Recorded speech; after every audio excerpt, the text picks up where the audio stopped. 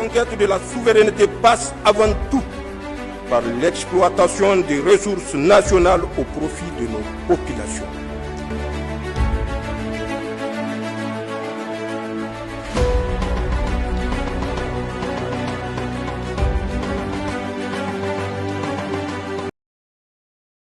Les réunions du caucus de la Banque mondiale et du FMI regroupent les gouverneurs au niveau de ces deux institutions de Bretton Woods. Le Premier ministre de l'économie et des finances a pris part à ces deux réunions importantes de ces assemblées annuelles où des questions financières, économiques, de développement, de l'énergie, de l'emploi, entre autres, ont été débattues. Notre pays a pris part, encore une fois cette année, pour effectivement présenter les efforts qui ont été réalisés, notamment dans la gestion macroéconomique, et puis également faire le point de la vie nationale. Nous avons rencontré énormément de partenaires pour revenir à ces deux importantes rencontres avec la Banque mondiale. Il a été question effectivement de présenter un mémorandum, le caucus africain. C'est un rassemblement des gouverneurs africains, c'est-à-dire des ministres représentant les différents pays, et l'expression de leur appréciation générale qu'ils vivent dans leurs pays respectifs. Donc ils ont rendu ce mémorandum à la fois au président de la Banque mondiale, mais à la directrice générale du FMI. Ce qu'on peut retenir de la réaction au niveau de la Banque mondiale, il a été question de comment faire en sorte qu'on mobilise les institutions de développement, notamment multilatérales, comment est-ce qu'elles peuvent faire de nouveau pour mobiliser des ressources à l'international pour soutenir les pays africains. Le deuxième élément, ils ont parlé de la question liée à l'écosystème en termes de changement sur la monétique, comment faire en sorte que les pays échangent davantage entre eux. Ils ont donné l'exemple du Kenya. Chez nous, ça existe.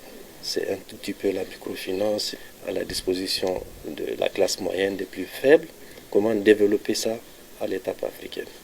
L'autre élément essentiel, c'est la reconstitution des fonds IDA.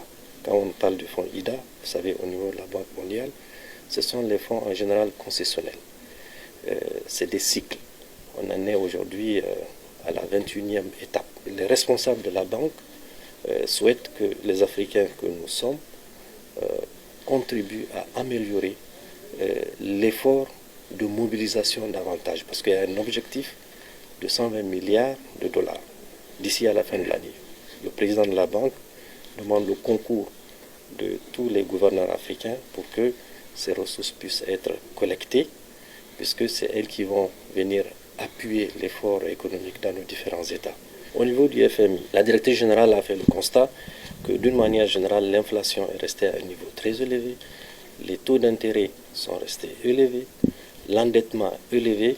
Donc il y a à poursuivre des réformes économiques et financières, et particulièrement en Afrique, il faut davantage de production, de travail, pour multiplier le niveau actuel de la croissance. Le Premier ministre de l'économie et des finances a par ailleurs présidé la réunion de l'équipe pays de la Banque mondiale en présence de Clara Anna de Sousa, directrice des opérations de la Banque mondiale pour les pays du Sahel, à savoir le Mali, le Burkina Faso, le Tchad et le Niger, et du représentant résident de la Banque mondiale au Niger.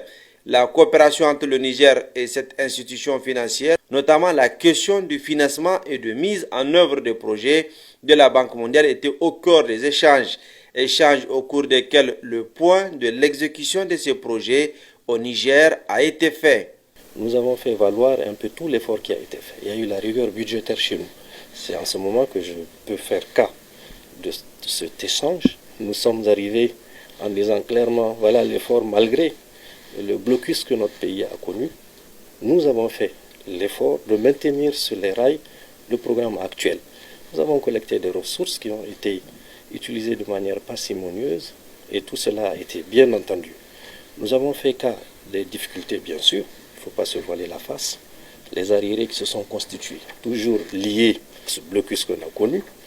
Nous avons présenté de deux manières.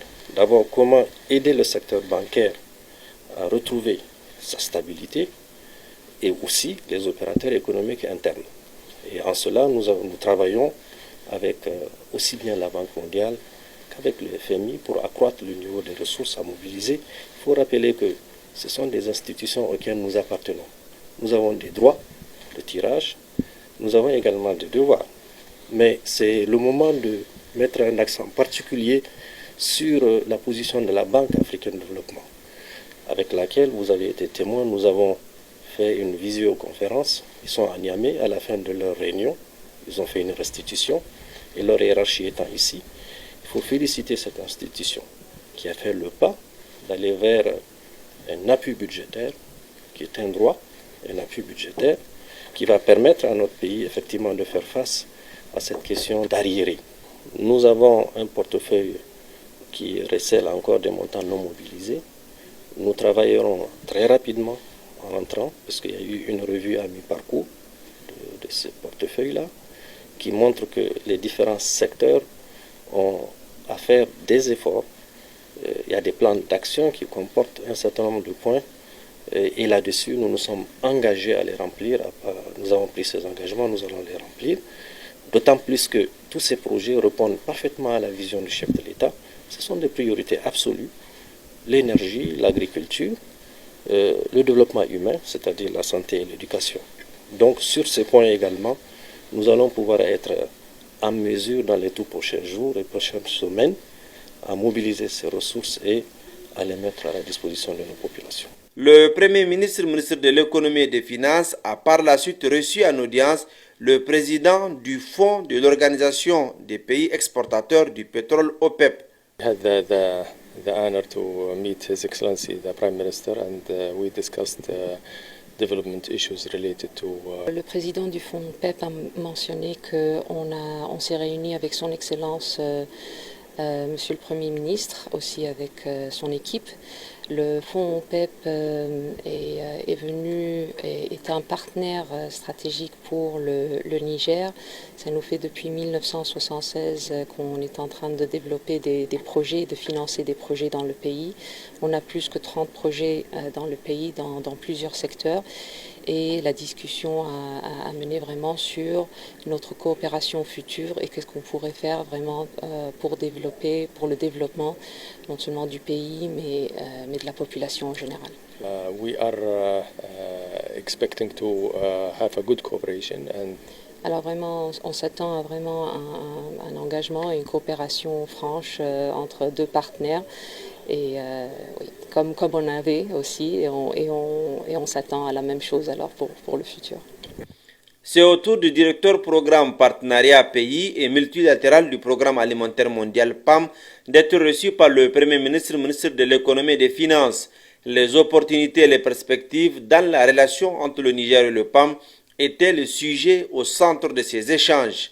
Niger is a very important place for World Food Programme. We have a large operation supporting the country. Nous avons un grand projet à Niger, donc le pays du Niger c'est très important pour nous, mais vraiment nous sommes là pour comprendre ce sont quoi les priorités du pays et du gouvernement et pour aider le gouvernement le plus possible.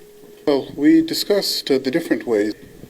Oui, tout à fait. Nous avons discuté les priorités du gouvernement dans le domaine de l'agriculture et les manières différentes d'arriver à accélérer le progrès et aussi dans la manière de l'accès à de l'eau qui est importante pour l'agriculture. En tout cas. Les questions financières, économiques et monétaires ont été évoquées par le Premier ministre, ministre de l'économie et des finances, Ali Mohamed Lamine et Jean-Claude Kassibrou, gouverneur de la Banque centrale des États de l'Afrique de l'Ouest, BCEAO.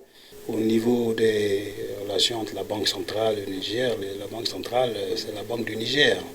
Donc elle est là pour jouer son rôle d'accompagnement du secteur bancaire, du secteur financier au Niger. Donc pour faire en sorte que ce secteur puisse jouer son rôle de financement de l'économie du Niger dans son ensemble.